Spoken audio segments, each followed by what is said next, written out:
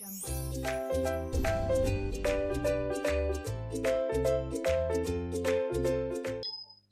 halo. Kita akan membahas tentang termodinamika. Jadi di sini kita akan mempelajari tentang bagaimana perubahan molekul sebuah gas terhadap perbedaan suhu, perbedaan tekanan, dan perbedaan volume.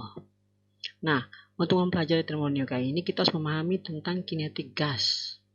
Bagaimana kita mengetahui tentang sifat-sifat dari gas tersebut. Harus tahu ini, karena ini yang menjadi patokannya.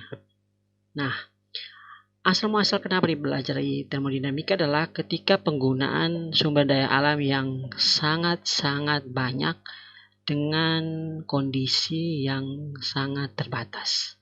Dalam artian, kebanyakan di atas 50% manusia itu menggunakan sumber daya alam yang tidak dapat diperbaharui. Oke. Nah, kalau tidak dapat diperbaharui, berarti energi itu akan makin lama semakin habis. Makanya, apa pemanfaatan termodinamika ini adalah bagaimana kita memanfaatkan energi itu lebih efektif dan efisien. Kembali kemana? Dengan tidak mengurangi tentang hukum alamnya, yaitu hukum energi. Apa itu hukum energi? Hukum energi itu adalah energi tidak dapat diciptakan maupun tidak dapat dimusnahkan. Jadi kita memanfaatkan energi itu, kalori yang lepas kita akan manfaatkan kembali untuk digunakan seefektif mungkin. Jadi segala macam jenis energi yang kita pakai itu tidak terbuang, itu tidak bisa dimusnahkan, tapi bisa dialihkan ke energi yang lain. Contoh, kalau kita makan, ketika energi kimia itu menjadi tenaga buat kita, kita mengeluarkan energi itu melalui keringat, dan keringat itu menghasilkan kalori juga panas. Panas itu bisa diserap oleh bumi lagi. Jadinya itu dia tidak habis, dia berputar terus. Dia bersirkulasi, jadi tidak bisa dimusnahkan, itu seperti itu maksudnya. Nah, untuk memahami ini kita harus lihat dulu bagaimana sih cara kerjanya, bagaimana sih pemahaman tentang termodinamika. Nah, oke. Kita akan masuk ke hukum pertama termodinamika. Jadi gini. Sistem didefinisikan sebagai sejumlah zat dalam suatu wadah yang menjadi pusat perhatian kita untuk dianalisis. Zat dalam wadah, analisis, segala sesuatu yang di luar disebut dengan lingkungan. Sistem dipisahkan dari lingkungan oleh suatu batas sistem. Nah, sistem ini bisa dimaksudkan dengan perubahan-perubahan dari pergerakan dari molekul gas. Misalnya nih, dalam sebuah gelas, kita mau mendinginkan ini, airnya panas nih ya. Panas lah, hitunglah sekitar 27 derajat gitu ya. Kita mau mendinginkan, kita masukkan dengan es. Potongan-potongan es. Nah, perubahan ini yang disebut dengan sistem. Sedangkan untuk gelasnya, untuk udara luarnya, ini yang disebut dengan lingkungan. Jadi sangat mempengaruhi.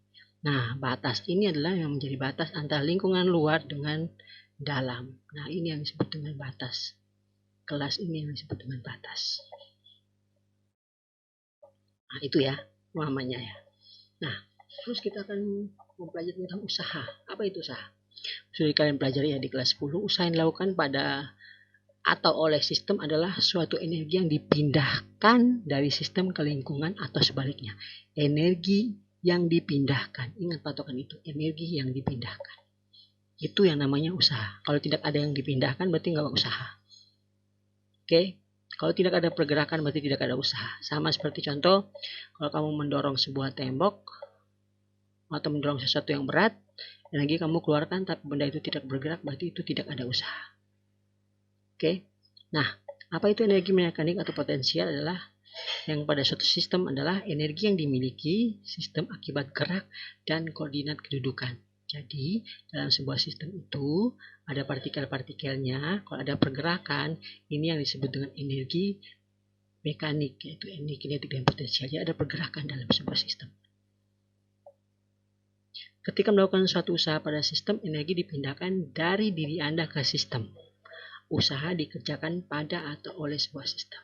Nah, jadi kalau ada kayak gini, misalnya ada pembakaran atau pendinginan pada sebuah sistem itu, maka ada pergerakan di sini.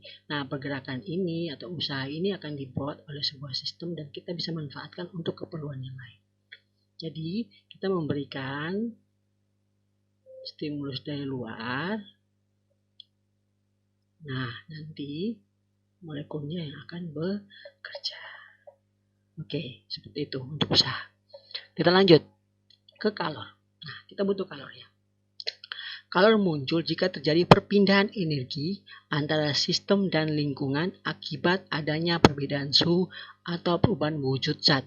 Nah, ada perpindahan energi akibat perbedaan suhu atau perubahan wujud zat.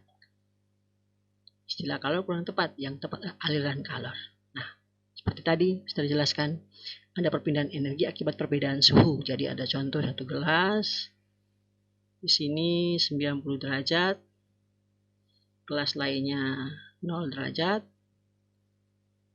Nah, jika dihadapkan pada sebuah kipas atau baling-baling, kalau ketika ada energi yang bergerak, ada perubahan kalor yang bergerak, maka dia bisa menghasilkan sebuah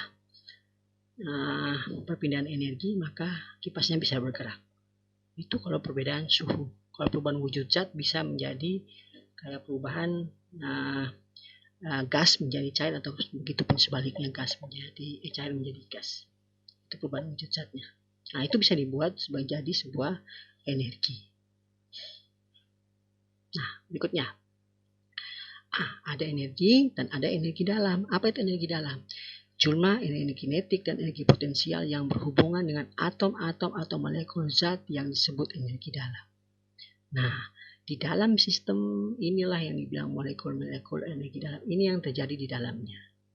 Jadi jika ada perubahan gas, perubahan volume, maka partikel-partikelnya ini pun akan berubah ke bentuk yang berbeda, tergantung dari perubahan jenis energinya. Jadi perubahan energi dalam itu adalah perubahan yang berada dalam sebuah sistem. Jadi bisa zat yang berubah cair lebih kecil daripada energi dalam bentuk wujud gas. Nah, seperti ini contohnya. Jadi tidak bisa lepas ya dari itu ya. Energi dalam, ada usaha, ada kalor. Nah, jadi dari penjelasan yang tadi bisa disimpulkan bahwa sistem gas menyerap kalor dari lingkungan, maka sistem mungkin diubah menjadi, bisa jadi usaha luar, W, dan perubahan energi dalam.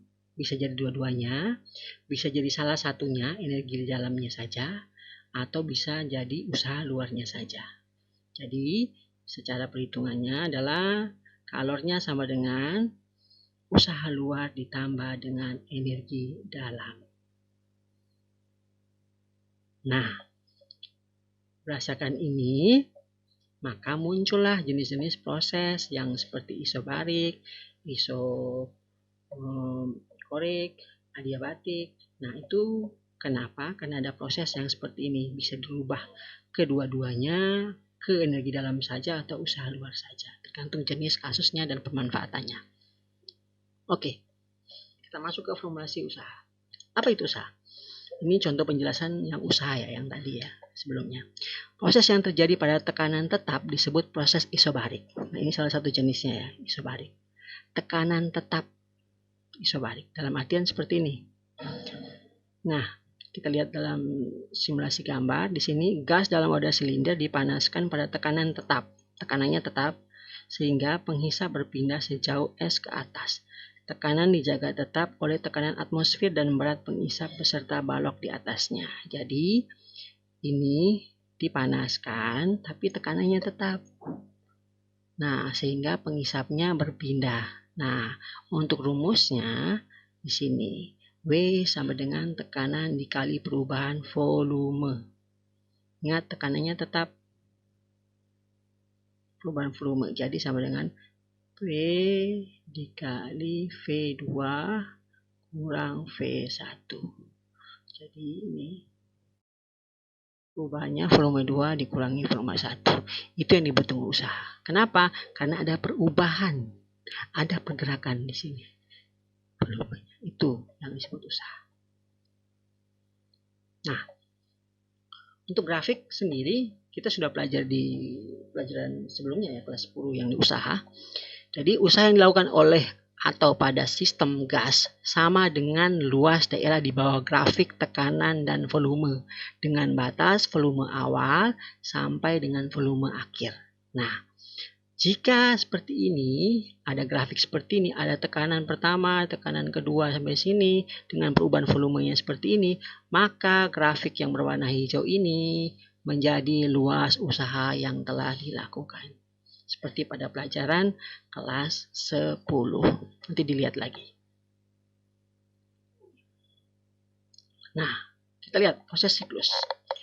Usaha dalam proses siklus. Usaha yang dilakukan oleh atau pada sistem gas yang menjalani suatu proses siklus sama dengan luas daerah yang dimuat oleh siklus tersebut. Jadi, kalau ada siklusnya, misalnya dia perputarannya siklusnya tuh loop base tertutup gitu misalnya. Oh, dari A pasti ke B, B pasti ke A gitu. Nah, berarti dia siklusnya akan tetap sama. Jadinya daerah ini akan menjadi, luas daerah ini akan menjadi usahanya.